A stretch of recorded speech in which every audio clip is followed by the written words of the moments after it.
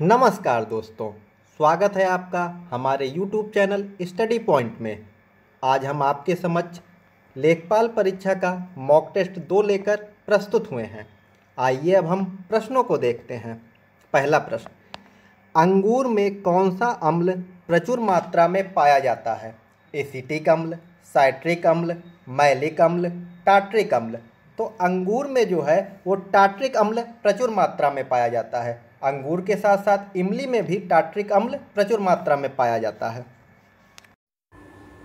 अगला प्रश्न देखते हैं, कुष्ठ रोग उत्पन्न होता है जीवाणु द्वारा, विषाणु द्वारा, कवक द्वारा, प्रोटोजुआ द्वारा। तो कुष्ठ रोग जीवाणुओं द्वारा होता है। कुष्ठ एक संक्रामक रोग है जो माइक्रोबैक्टीरियम लेप्री नामक जीवाणु से होता है। अगला प्रश्न देखते हैं, मकड़ियों द्वारा उत्पादित रेशम कहलाता है टसर रेशम, मूंगा रेशम, गासमिर रेशम, इरी रेशम। तो मकड़ियों द्वारा उत्पादित रेशम गासमिर रेशम कहलाता है। अगला प्रश्न देखते हैं, खाद्य पदार्थों का परिरक्षण करने के लिए प्रयोग में लाए जाने वाला रसायन कौन सा है?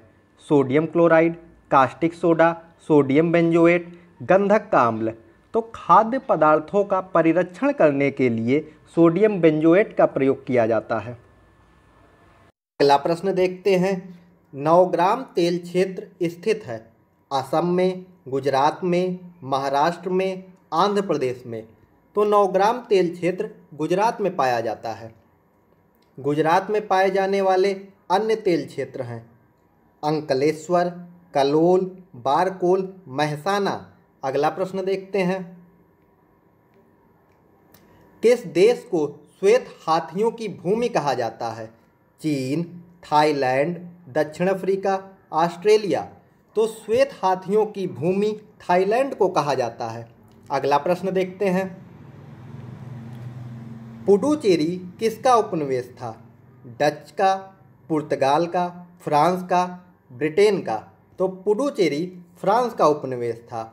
यह 1954 में फ्रांस से आज़ाद हुआ था। अगला प्रश्न देखते हैं, पूसा बोल्ट एक प्रजाति है गेहूं की, सरसों की, चना की, मूंगफली की।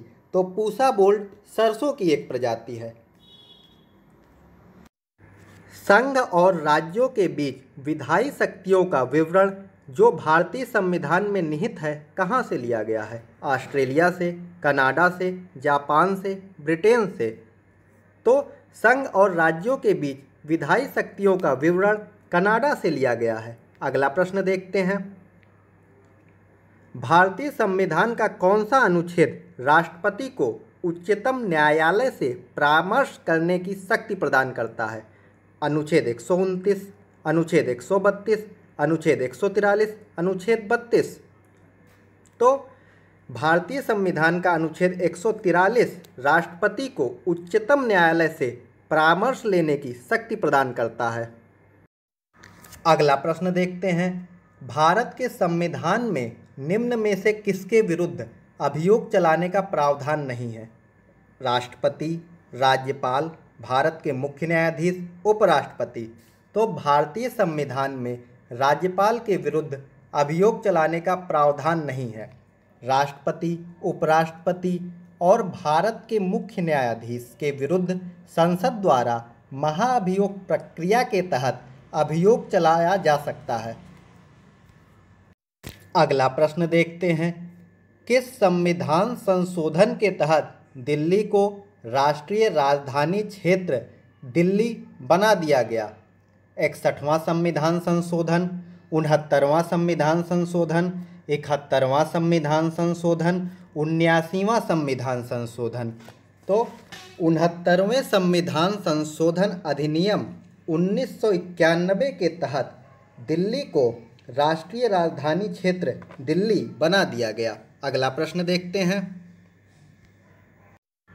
1916 के भारतीय राष्ट्रीय कांग्रेस के लखनऊ अधिवेशन की अध्यक्षता किसने की थी?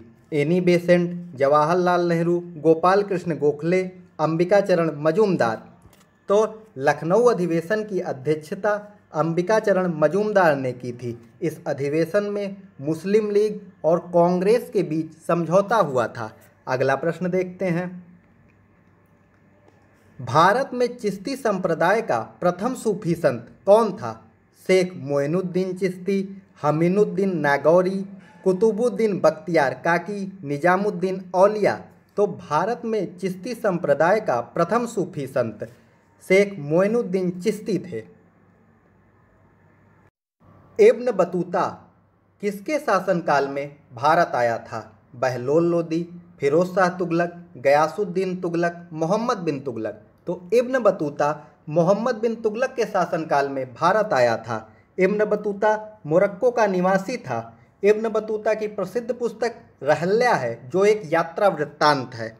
अगला क्वेश्चन देखते हैं। कन्हैया लाल मणिकलाल केंद्रीय हिंदी संस्थान स्थित है? आगरा में, बरेली में, गोरखपुर में, मेरठ में।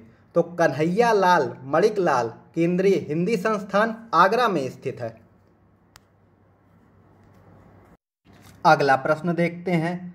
वैश्विक खुशहाली रिपोर्ट 2020 में भारत का स्थान 140वां, 144वां, 145वां, 142वां। तो वैश्विक खुशहाली रिपोर्ट 2020 में भारत का स्थान 144वां रहा। वैश्विक खुशहाली रिपोर्ट सतत विकास समाधान नेटवर्क द्वारा जारी की जाती है। इस रिपोर्ट में फिनलैंड को शीर्ष स्थान प्राप्त हुआ है। अगला प्रश्न देखते हैं। किस राज्य सरकार ने प्रवासी राहत मित्र ऐप लॉन्च किया है? बिहार, मध्य प्रदेश, उत्तर प्रदेश। तो प्रवासी राहत मित्र ऐप उत्तर प्रदेश सरकार ने लॉन्च किया है। अगला प्रश्न देखते हैं। किस राज्य सरकार ने बुनकरों को वित्तीय सहायता प्रदान करने हेतु नायकर सम्मान योजना की शुरुआत की है? केरल, तमिलनाडु, कर्नाटक, महाराष्ट्र। तो कर्नाटक सरकार ने बुनकरों के लिए नायकर सम्मान योजना की शुरुआत की है। अगला प्रश्न देखते हैं। 2001 से 2011 के दौरान उत्तर प्रदेश की साक्षरता दर में कितने परसेंट की वृद्धि हुई? 10.35%, 11.34%, 15.16%, 14.76%। तो 2001 से 2011 के दौरान उत्तर प्रदेश की साक्षरता दर में 11.34% की वृद्धि हुई है। ऑप्शन बी सही हो जाएगा इसका